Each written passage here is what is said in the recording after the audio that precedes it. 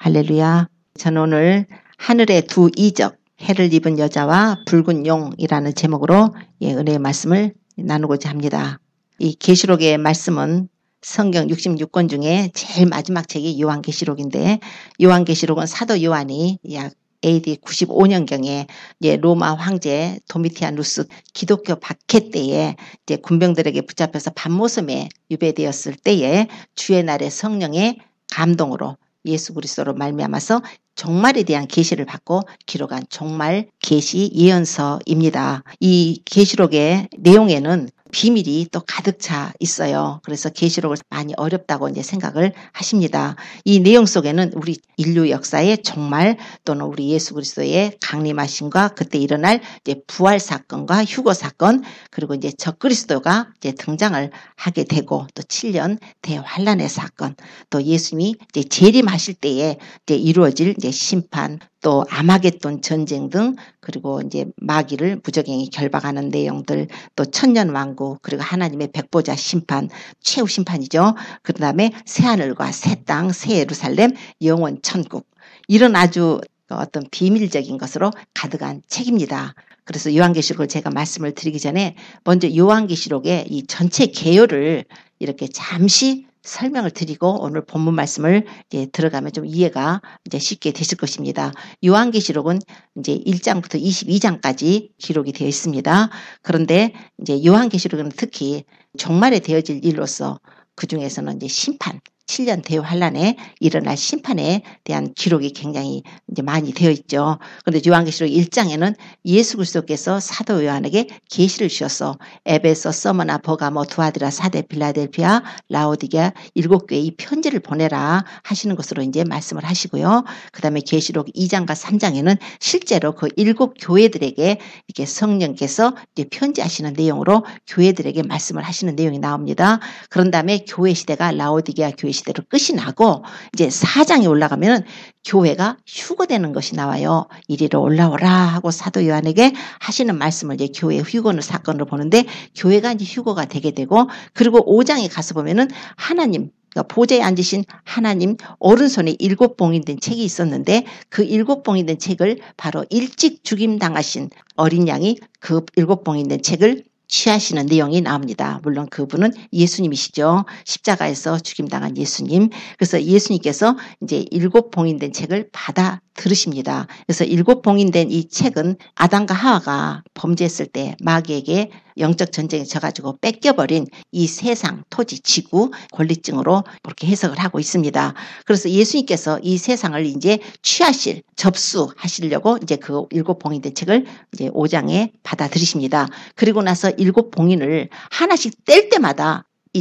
심판이 이루어지는 거예요. 이 세상에. 그래서 7봉인 된 책에 7인을 하나 뗄 때마다. 그래서 첫째 인을 뗄 때 적그리스도가 등장하고, 둘째, 셋째, 넷째, 다섯째, 여섯째, 이렇게 해서 6째 인을 떼시고, 그 다음에 7번째 인을 떼실 때에 또 7 나팔을 가진 천사가 등장을 하게 됩니다. 그래서 그 7 천사가 7 나팔을 받아가지고 한 천사마다 나팔을 하나씩, 첫째 나팔, 둘째 나팔 이렇게 불 때마다 여기에 엄청난 이 세상의 지구의 심판이 내리게 됩니다. 환란이죠. 재앙입니다.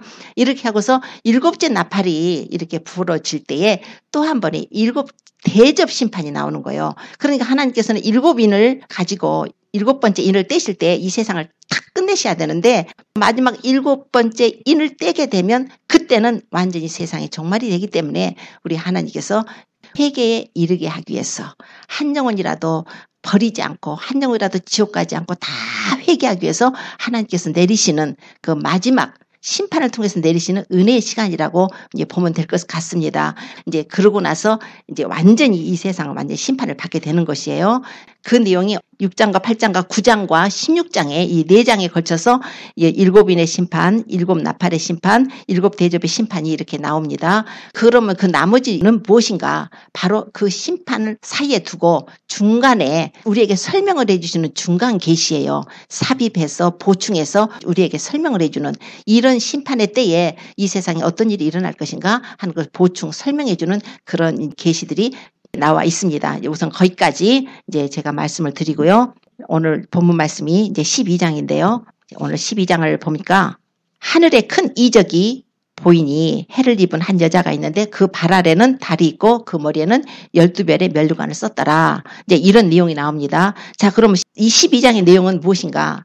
아까 그랬죠. 6장과 8장과 9장과 16장에만 심판이 나와 있고 나머지는 이 막간에 마치 연극할 때에 1막이 올라가면은 이제 2막 사이에 어떤 상황을 이제 전개해 가기 위해서 준비하는 그런 과정 같은 이제 그런 막간이에요.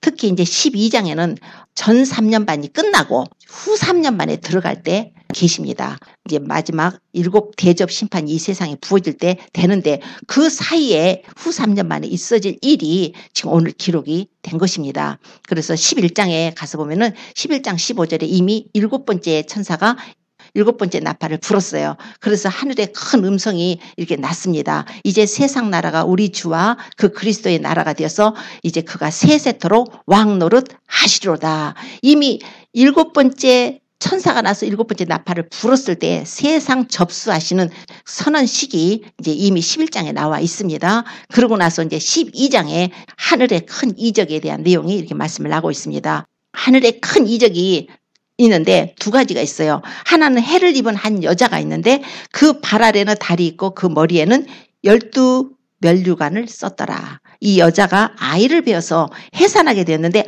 아파서 애써 부르짖더라. 이런 내용이 기록이 되어 있습니다. 그런데 하늘에 또 다른 이적이 있는 거예요. 하늘에 또 다른 이적이 있는데 보니까 한 붉은 용이 있는데 머리가 7이고 뿔이 10개고 그 여러 머리에 7면류관이 있더라. 그런데 그 꼬리가 하늘의 별을 3분의 1을 끌어다가 땅에 던지더라는 거예요. 그러더니 또 용이 그 해산하려는 여자 앞에서 그가 해산하면은 아이를 삼키려고 하더니 여자가 아들을 낳았어요. 여자가 아들을 낳았는데 누구였냐면 이는 장차 철장으로 만국을 다스릴 남자라. 그 아이를 하나님과 보좌 앞으로 올려가더라. 이렇게 말씀을 해요. 그러더니 그 후로 무슨 일이 있었냐면 여자가 광야로 도망을 가는 거예요. 광야로 도망을 가서 거기서 1260일 동안 저를 양육하기 위해서 하나님의 예비하신 곳이 있더라. 오늘 6절까지 말씀입니다. 굉장히 뭔가가 미스테리한 것 같죠. 뭔가 좀 특이해요. 이런 사건이. 왜 계시록에 갑자기 하늘에 큰 이적이 보였을까? 이미 사도 요한은 계시록 11장에서 그 7번째 천사가 7번째 나팔을 불 때에 이미 이 세상을 예수님이 심판하시는 그것을 접수식을 이제 선언을 들었습니다. 그러고 나서 11장 끝에 보면은 하늘에 있는 성전이 열렸어요. 하늘에 있는 성전이 열렸는데 성전 안에 언약궤가 하나님의 언약궤가 보이는데 막 큰 번개가 있고 막 음성들이 있고 뇌성과 지진과 큰 우박이 있더라. 이제 하나님이 후 3년 반에 진노의 심판을 내리실 거예요. 이걸 이제 보였어요. 그러더니 하늘에 큰 이적이 있더라라고 기록하고 있어요. 여기서 이적이라고 표현을 해요. 하늘에 뭔가를 봤는데 그것이 큰 이적이었답니다. 그 해를 입은 여자가 임신한 여자가 있었는데 그것을 큰 이적이라고 그랬대요. 그래서 이적이라는 말을 이제 헬라어로 보면 세메이온이라고 그러는데 세메이온이라는 것은 큰 표징이에요. 그래서 징조, 어떤 큰 표적. 그만큼 이 해를 입고 달이 발 아래 있고 12별의 면류관을 쓴 임신한 그 여자가 뭔가가 굉장히 중요하다는 거예요. 너무너무 중요하기 때문에 큰 표징이다. 큰 표적이다. 큰 징조다. 이렇게 표현하고 있어. 세메연 메가다. 이렇게 말을 하고 있습니다. 그런데 또 하나를 봤죠. 또 하나의 징조를 봤을 때 그것도 또 마찬가지. 그 하늘에 붉은 용이 있는데 또 다른 이적이라는 거예요. 이것도 또한 하늘의 붉은 용, 머리가 7이고 뿔이 10개인 붉은 용을 봤는데 이 붉은 용도 하늘에서 또 다른 이적이었다. 이것도 이적이라고 표현한 것은 뭔가가 아주 중요한 사건이 여기서 전개되어 있다는 것을 전제를 하고 있는 거예요. 누구하고 누구 사이에. 그 해를 입은 여자, 다리 발 아래에 있던 여자, 그 임신한 여자, 머리에 12별의 면류관을 쓴 그 여자, 그 여자하고 용과의 관계에서 엄청난 어떤 중대한 사건이 벌어질 것을 이게 암시를 하고 있습니다. 그러면 그 여자가 누구인가? 해를 입은 여자가 누굴까? 해를 입은 여자가 아이를 낳대요. 아이를 낳는데 그 아이가 장차 철장으로 만국을 다스릴 남자다. 그럼 철장으로 만국을 다스릴 남자 하면 우리가 생각나는 게 있죠. 예수님 그리스도. 예수 그리스도가 생각이 나요. 예수님은 장차 철장으로 만국을 다스리려고 이 세상을 심판하러 재림하실 것이기 때문에 우리 예수님이시죠. 그런데 이 여자는 그럼 누군가? 그래서 이 여자에 대해서 많은 이제 신학자들이 이런 내용들을 하더라고. 이 여자는 캐톨릭에서는 마리아다. 마리아가 여자래요. 그리고 또 다른 신학자들은 이거는 구약교회다. 구약의 모든 교회를 말한다. 그래서 구약적 교회다. 또는 신약 교회다. 아니면 구약과 신약이 합쳐진 것이다. 이스라엘이다. 아니면 이스라엘과 우리 지금 하나님의 교회들이다. 이렇게 여러 가지 견해가 있어요. 자, 그래서 이제 이 여자를 우리가 누구냐를 알려면 먼저 성경에서 봐야 될 것 같아요. 성경에서 여자라고 표현된 나라가 하나가 있어요. 여자라고 표현된 나라는 바로 이스라엘입니다. 하나님의 교회, 그리스도의 신부, 우리는 여자가 아니에요. 우리는 그리스도의 신부입니다. 그래서 고린도 후서 11장 2절에 바울사도가 내가 너희를 정결한 처녀로 한 남편인 그리스도께 중매하려 한다 그랬어요. 그래서 우리 하나님의 교회, 예수 그리스도의 피로 사신 교회는 여자로 표현된 것이 아니에요. 임신 안 했어요. 아기를 베어가지고 아기를 낳았다는데 우리는 아기를 뵙고 아기 낳은 적이 없어요. 우리는 정결한 처녀고 앞으로 어린 양이 혼인잔치에 참여할 그리스도의 신부입니다. 그런데 이 성경을 통해서 볼 때 여자라고 표현된 나라가 하나가 있는 것이 바로 이스라엘이라는 거예요. 이스라엘은 여자예요. 그래서 호세아서 같은 데 보면은 하나님께서 막 내가 네게 장가들리라, 장가들겠다 막 계속 그러신단 말이에요. 그러니까 이스라엘과 하나님과의 관계 속에서는 이스라엘과 하나님과의 언약을 맺었는데 언약을 맺은 그들이 이스라엘 백성들이 하나님의 계명을 지키고 순종하고 하나님 앞에 올바른 게 길로 살 때는 하나님과 결혼한 여자라고 그래요. 그런데 우상 숭배하고 죄악 가운데 떨어지면은 하나님이 저거 음부라고 그래요. 바람난 여자라고 표현해요. 그래서 고멜이 바람난 여자잖아요. 이스라엘이 고멜과 같다는 거예요. 너 바람난 여자인데 호세아더러 가서 데려와서 다시 사랑해 주라는 거예요. 가서 값을 치러주고 다시 데려와서 사랑해 주라는 거예요. 이런 것처럼 성경에서 보면은 이스라엘은 여자. 그래서 하나님 앞에 버림받았을 때는 이혼한 여자라고도 하고 또 과부라고도 표현하고 이렇게 해서 이스라엘을 여자라고 표현을 합니다. 근데 이스라엘이 여자인데 그럼 해를 입었대요. 해를 입고 있고 그 발 아래는 달이 있고 그 머리에는 12면류관이 있더라. 자, 그럼 그게 뭔가? 그 여자가 왜 해를 입고 달이 있고 12별의 면류관을 썼는가? 창세기 37장에 가서 보면은 요셉의 꿈이 있습니다. 요셉이 하루는 꿈을 꾸죠. 이제 볏집단 꿈을 꿔가지고 처음에 그 11볏집단이 자기 볏집단한테 절한다고 해갖고 형들이 되게 미워하고 그랬죠. 그런데 또 한 번 꿈을 꿨는데 요셉이 이번에는 해와 달과 11개의 별이 내게 절하더이다. 그랬단 말이에요. 그랬더니 그걸 아버지까지 다 듣고서 아버지가 꾸짖었어요. 참으로 나와 네 어머니와 네 형제들, 이복 형제들이죠. 요셉의 네 형제들이 다 너한테 절하겠느냐. 이제 이렇게 해서 꾸짖었어요. 그러나 실제로 요셉이 애굽 총리가 됐을 때도 그렇게 됐죠. 그러나 지금 12별을 의미하는 것은 야곱의 12아들을 지금 의미하고 있고 해는 야곱이죠. 그 다음에 달은 요셉의 어머니 이렇게 표현을 하고 있단 말입니다. 그래서 이스라엘을 해를 입고 달이 그 발 아래에 있고 12별의 면류관을 썼더라. 그러니까 이스라엘이에요. 이것을 이스라엘로 표현을 하게 되면은 이 모든 뒤에 얘기가 다 이제 해석이 됩니다. 이걸 그냥 다르게 해석을 하게 되면은 그 뒷부분을 해석을 할 수가 없는 거예요. 자, 해를 입은 한 여자가 이스라엘입니다. 자, 이스라엘로 보고 이제 12면류관을 쓴 것은 이스라엘의 12지파죠. 그런데 그 여자가 아이를 배었다는 거예요. 아이를 배어서 해산을 하게 됐는데 아파서 애써 부르짖더라. 자, 이스라엘을 하나님이 택하신 뜻은 메시아, 구세주를 보내시기 위해서 택하신 것입니다. 이스라엘 민족을 선택하신 뜻은 하나님께서 그 민족을 통해서 구세주를 보내서 그래서 이스라엘 민족들이 제사장 국가 역할을 하고 그 민족들을 통해서 온 세상에 이 복음을 전해가지고 온 세상이 구원받게 하시고자 하시는 그런 뜻이 있으셨습니다. 그래서 이 여자가 아이를 배웠다. 여자가 아이를 배웠다 하는 것은 바로 이스라엘이 예수 그리스도 메시아를 잉태한 거예요. 그래서 이사야서 26장 7절에 보면 이런 말씀이 있어요. 여호와여 잉태한 여인이 산기가 임박하여 구로하여 부르짖는 같이 우리가 주 앞에 그러하니이다. 이사야 선지자가 우리는요 마치 잉태한 여인이 산기가 임박해서 구로해서 부르짖는 것 같다고 이렇게 말씀해요. 우리가 잉태하고 고통했을지라도 우리가 낳은 것은 바람 같았어. 땅의 구원을 베풀지 못했고 세계의 거민을 우리가 생산하지 못했습니다. 그래서 이스라엘은 메시아를 잉태한 민족이에요.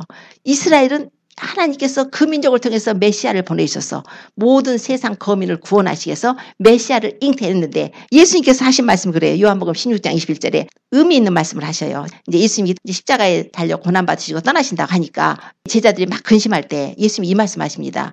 여자가 해산하게 되면 그때가 이르렀으므로 근심하나 아기를 낳으면 세상에 사람 난 기쁨을 인해서 다시는 그 고통을 기억하지 않느니라.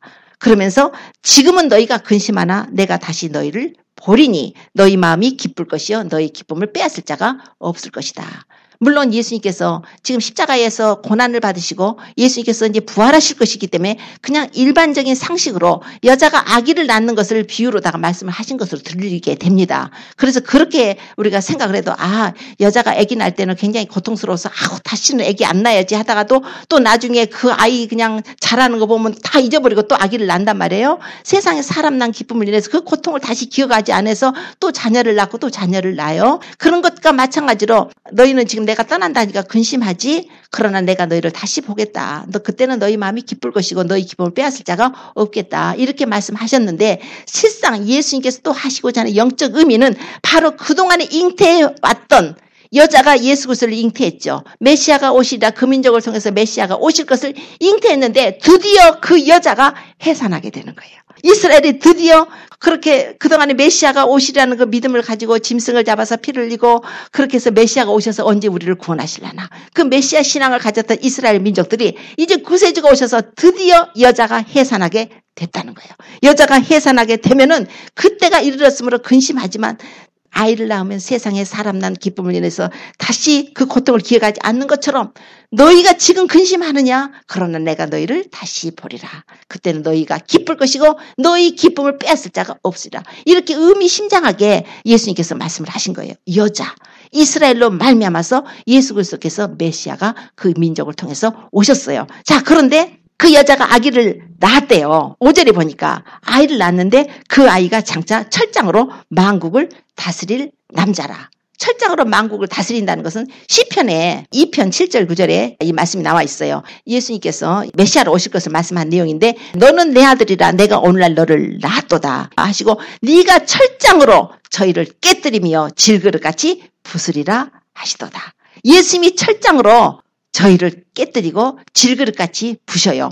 그런데 예수님께 재림하셔갖고 이제 만국을 치실 때 그의 입에서 이양검이 나와가지고 만국을 치시고 친히 철장으로 저희를 다스리고 또 그가 하나님 곧 전능하신 게 맹렬한 진노의 포도주 틀을 밟을 것이래요. 그 옷과 그 다리에 이름 쓴 것이 있는데 보니까 만왕의 왕이요 만주의 주라 써졌다는 거예요. 우리 예수님이 오실 때는 재림하실 때는 만왕의 왕 만주의 주로 오십니다. 초림하실 때는 모든 죄인들을 구원하시기 위해서 속죄의 양이 되어주시기 위해서 하나님이 친히 지정하신 하나님의 어린 양, 모든 죄인들을 위해서 대신 속죄의 피를 흘려주실 하나님의 어린 양으로 오셨지만은 이제 예수님이 재림하실 때는 예수님께서는 철장 권세를 가지고 오셔서 믿지 않는 자들을 무릎을 깨뜨려 버리시고 세상을 심판하는 권세로 오십니다. 그래서 보니까 여자가 아들을 낳았어요. 장차 철장으로 만국을 다스린대요. 그런데 그 아이를 하나님과 그 보좌 앞으로 올려갔다는 거예요. 예수님이 부활하셨죠. 예수님이 부활하셔서 예수님이 승천하신 사건입니다.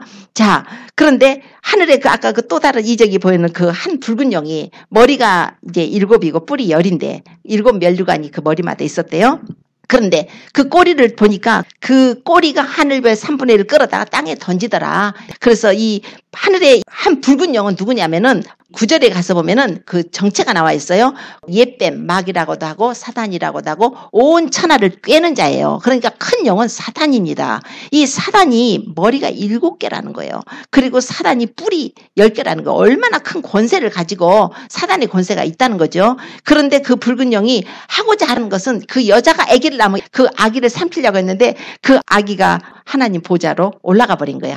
그 붉은 영이 이제 또 이런 배경이 나와요. 하늘의 별 3분의 1을 땅 끌어다 땅에 던졌더라. 이런 내용이 나옵니다. 그러면 하늘의 별 3분의 1 이게 무슨 말인가 해가지고 또 이걸 또 해석하시는 분들이 뭐 이거는 주의 종들이다. 유명한 종들이 타락할 것을 말을 한다. 아니면 성도가 타락할 것을 말을 한다. 뭐 이렇게 해석을 하시는 분들도 계시더라고요. 그러나 여기에서 성경에서 보는 그 내용으로 봐서는 이것은 천사, 하늘의 천사 3분의 1이 타락을 한 것입니다. 왜냐하면 이 7절 이하로 가보면 하늘의 전쟁이 있어요. 미가엘과 그의 천사들이 용과 그의 사자들과 싸웁니다. 그런데 용과 그의 사자들과 싸울 때 용이 이기지 못해서 하늘에서 있을 것을 얻지 못하고 땅에 내어 쫓기는 거예요.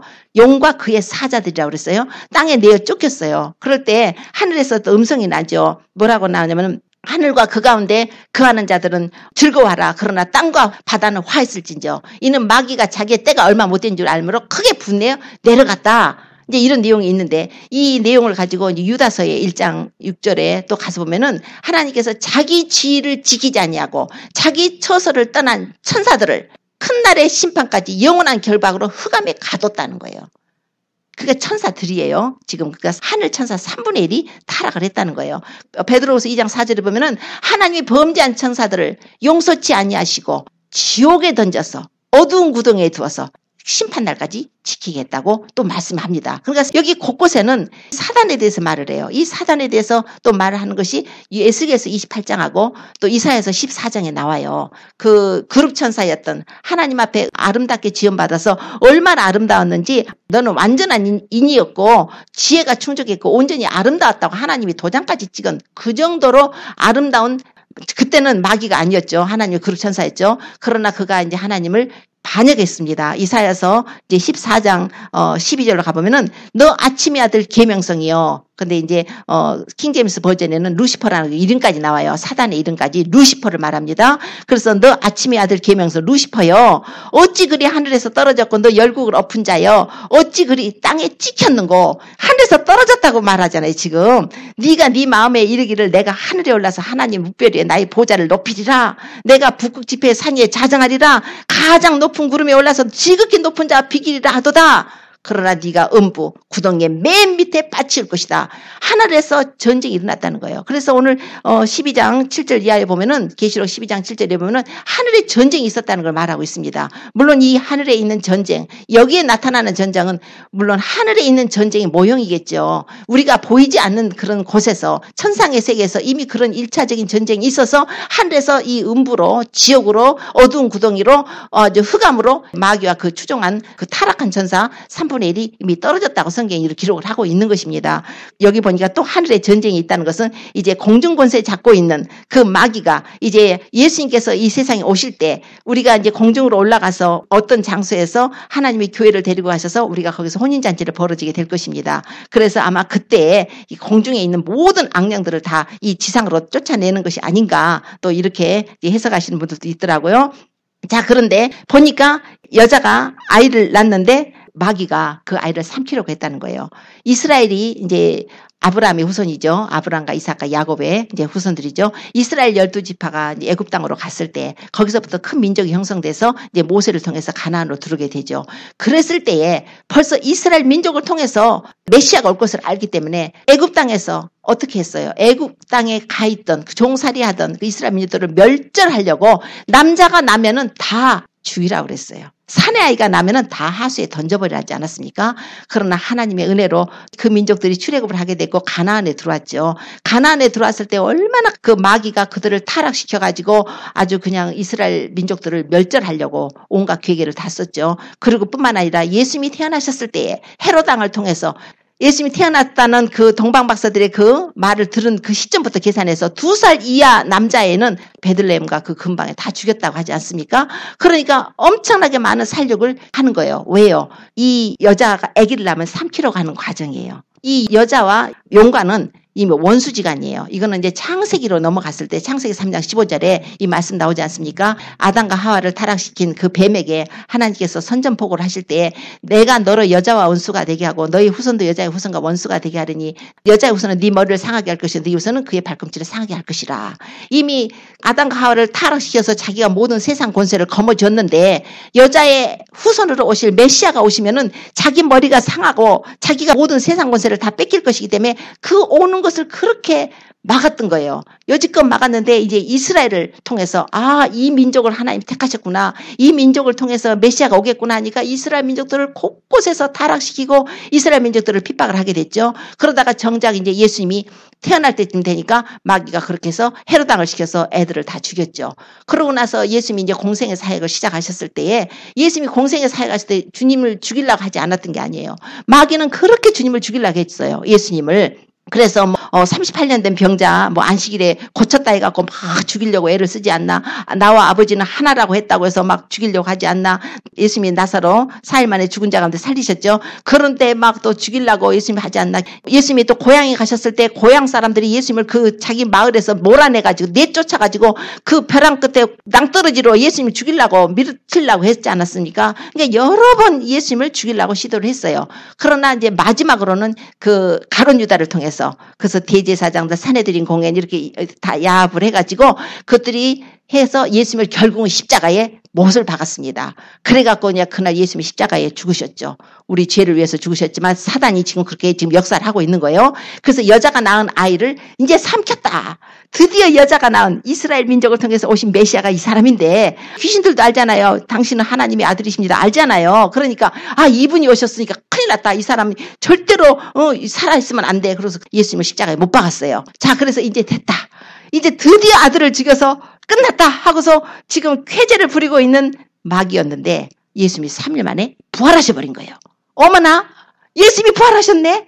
아니, 죽었는데 분명히 자기네들이 십자가에 못 박아 죽였는데 예수님이 살으신 거예요. 그래서 오늘 보니까 아이를 삼키려고 했어요. 예수님을 십자가에 못 박아서 예수님을 죽였어요. 그런데 이제 보니까 예수님이 3일 만에 부활해서 그 아이를 하나님과 그 보좌 앞으로 올려가더라.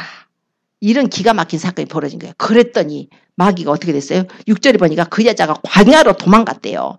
광야로 도망갔는데 이거를 이제 13절에 가서 보면은 용이 자기가 땅으로 이제 내어 쫓겼죠. 아까 보니까 그 하늘에 전쟁이 있어갖고 땅으로 내어 쫓겼다 그러지 않습니까? 용이 땅으로 내어 쫓긴 걸 보고 남자를 낳은 여자를 핍박한 거예요. 그러니까 이스라엘을 핍박을 하죠. 예수 그리스도께서 이제 십자가에 죽으시고 난 다음에 보니까 남자를 낳은 여자를 핍박했다는데 그 후로 이스라엘 민족들이 어떤 어려움을 당했습니까? 빌라도가 무죄라고 3번씩 판결했죠. 무죄라고 했는데도 기어코 십자가에 못 박으라고 죽이라고 막 했죠. 그랬더니 빌라도가 물을 가져라 손을 씻고 나는 무죄하니까 너희들이 당하라고 그랬어요. 그랬더니 그 사람들이 하는 말이 이 죄를 우리 자손에게 돌리라고 그랬습니다. 마귀의 참소고를 받아버린 거예요. 마귀는 참소하는 자예요. 우리가 죄를 지면 마귀는 참소를 합니다. 그래서 그 의인 욥도 참소해가지고 그 고통을 당하는데 그래서 우리는 항상 참소자가 있다는 거. 그러나 우리는 예수님의 피로 우리가 이제 회개함으로써 하나님께서 우리를 이제 보호하시죠. 그런데 그 일로 인해서 이스라엘 민족이 어떤 일을 겪었냐면은 AD 70년에 로마 디도 장군이 와서 그 예루살렘을 침공을 해가지고 예루살렘을 완전히 성전 파괴하고 예루살렘 성을 파괴해서 1.1 밀리언이라는 유대인들이 죽임을 당합니다. 자, 그들은 이제 세계 곳곳으로 막 도망가서 이제 살게 되는데 뿐만이 아니라 히틀러가 세계 제2차 대전 중에 유대인들을 600만 명을 죽여요. 그리고 소련을 위시한 그 공산국가, 주변 공산국가들이 전부 유대인들만 미워하는 거예요. 유대인들은 가는 곳곳마다 칼이 따라다녀요. 가는 데마다 미움을 받아요. 가는 데마다 적대를 받아요.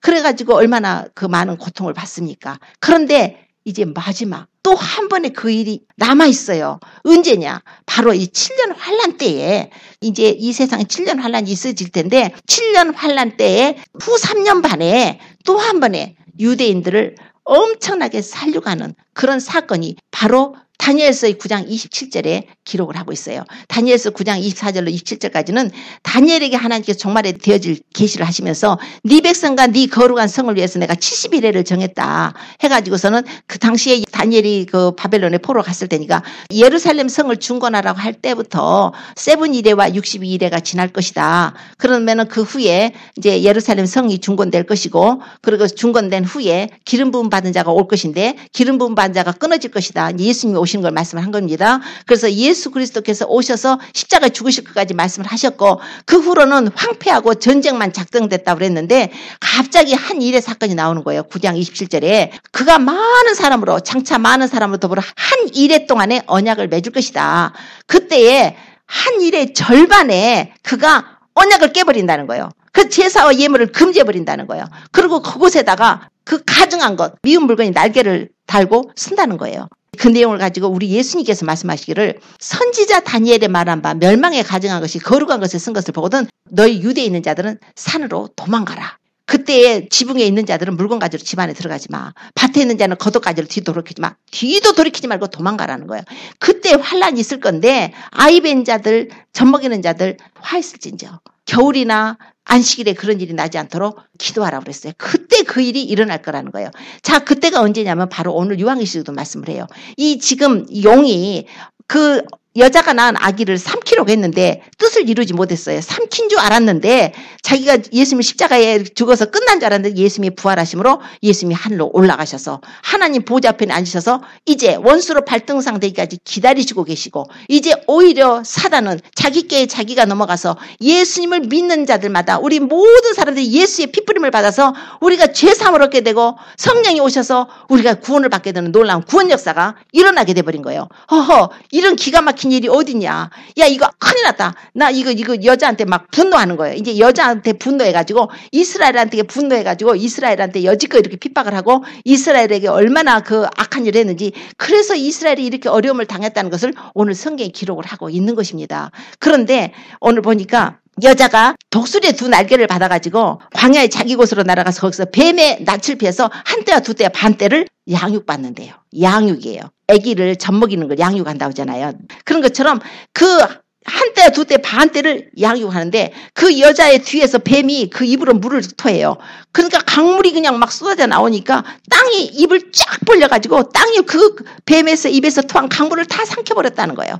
그러고서 그렇게 땅이 도와줘요. 이게 뭐냐면 앞으로 이제 7년 환란 때에 적그리스도가 등장하게 될 것이고 적그리스도가 이제 후 3년 만에 시작할 때 이스라엘 사람들 거기 성전에다가 자기 우상을 세워놓고 계시록 13장에 보면은 짐승과 그 우상에게 경배하라고 그래요. 그래서 그 우상을 만들어 놓고 우상에게 말을 하게 한답니다. 이제 요즘 보니까 과학이 얼마나 발달했는지 로봇가 사람하고 똑같이 말을 해요. 사람처럼 똑같이 이거 뭐 만들어 가지고 로봇가 아니에요. 사람으로 보여요. 이런 정도가 돼 있고 하니까 이 우상에게 말한다는 것은 이런 그 현대 기술로는 현대 과학으로는 충분해요.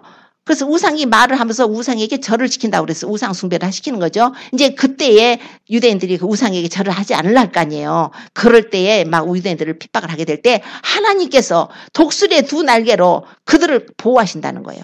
독수리의 두 날개로. 말하자면 출애굽할 때에 이스라엘 백성들이 그 애굽 땅 바로가 그냥 얼마나 강팍하게 이스라엘 사람들을 죽이려고 했어요. 그럴 때 하나님께서 10가지 재앙을 내리시고 그들을 이제 출애굽 시키셨는데 나중에 뭐라고 그러냐면은 내가 애굽 사람들한테 행한 일과 내가 독수리의 날개로 너희를 업어다가 내게로 인도한 것을 너희가 보았다 이렇게 말씀을 해요. 독수리의 날개라고 그래요. 하나님의 강하신 능하신 손길 속에서 그 민족들이 이제 구원함을 받았죠. 그러니까 마지막 7년 이제 환란 때에 일어날 일이지만 7년 환란의 그 절반에 그 사람들이 제사와 예물 이스라엘 백성들은 지금 성전이 없는데 성전을 짓게 될 것입니다. 성전을 짓게 되면은 제사와 예물이 부활이 돼요. 짐승을 잡아서 부활이 돼요. 그래서 인터넷 보니까 붉은 암송아지까지 다 그렇게 발견해서 놔뒀더라고요. 그거는 붉은 암송아지를 재를 만들어서 부정한 자에게 뿌려가지고 정결하게 거룩함을 있게 하는 거니까 깨끗하게 하는 거니까 그런 것까지 다 준비가 돼 있어요.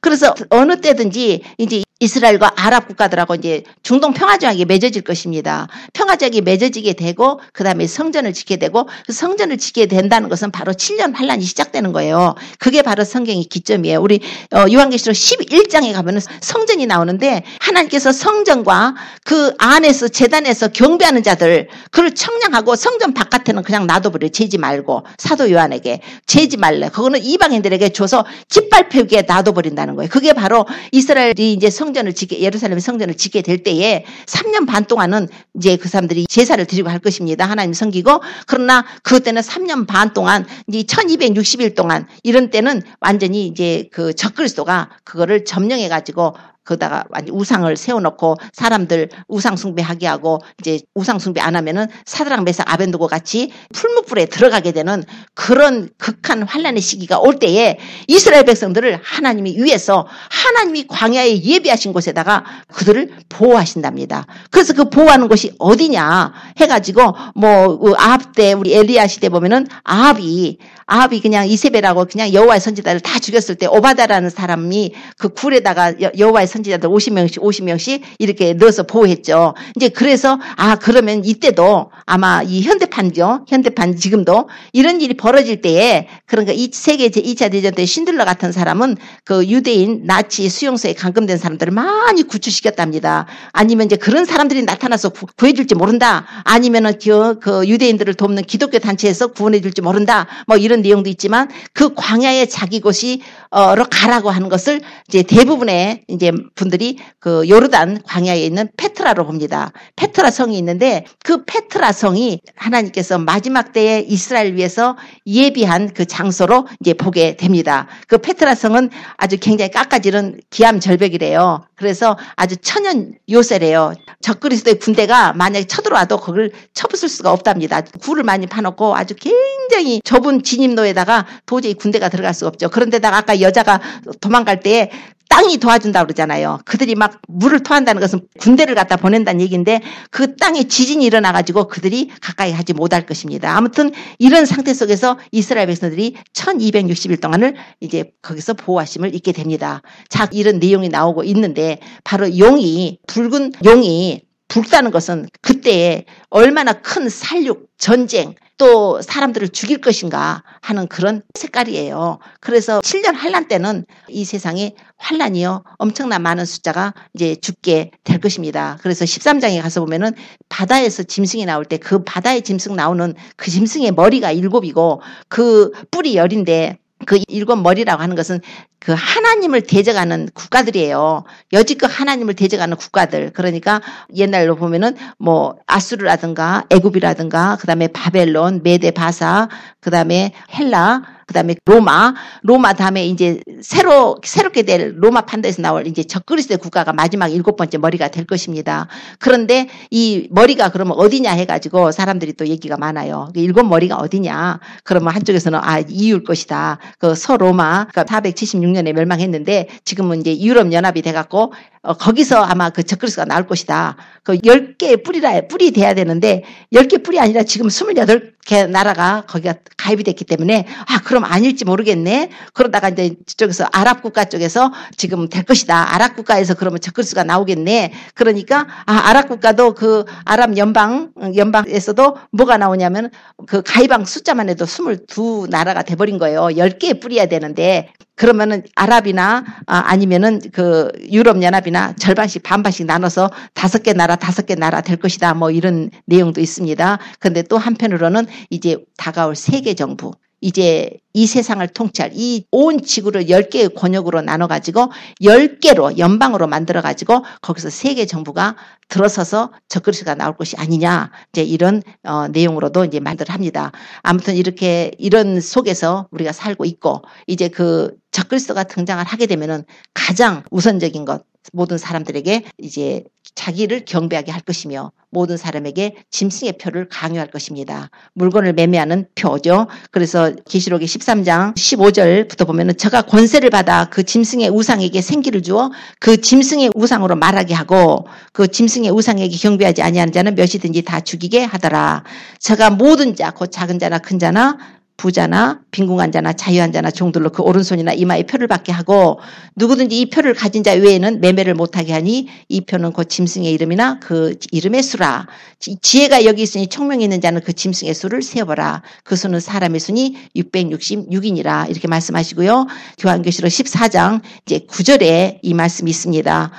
또 다른 천사 셋째가 그 뒤를 따라서 큰 음성으로 말하되 만일 누구든지 짐승과 그의 우상에게 경배하고 이마에나 손에 표를 받으면 그도 하나님의 진노의 포도주를 마시리니 그 진노의 잔에 섞인 것이 없이 부은 포도주라. 거룩한 천사들과 어린 양 앞에서 불과 여왕으로 고난을 받으리니 그 고난의 연기가 세세토록 올라가리로다. 짐승과 그의 우상에게 경배하고 그 이름의 표를 받는 자는 누구든지 밤낮 쉼을 얻지 못하리라 하더라 하시고요. 성도들의 인내가 여기 있나니 저희는 하나님의 계명과 예수 믿음을 지키는 자니라 이렇게 말씀을 합니다. 그래서 요한계시록 12장 17절에 보면은 용이 여자에게 분노해서 돌아가서 그 여자의 남은 자손 곧 하나님의 계명을 지키며 예수의 증거를 가진 자들을 더불어 싸우려고 바다 모래 위에 섰더라로 끝이 납니다. 요한계시록 12장이요.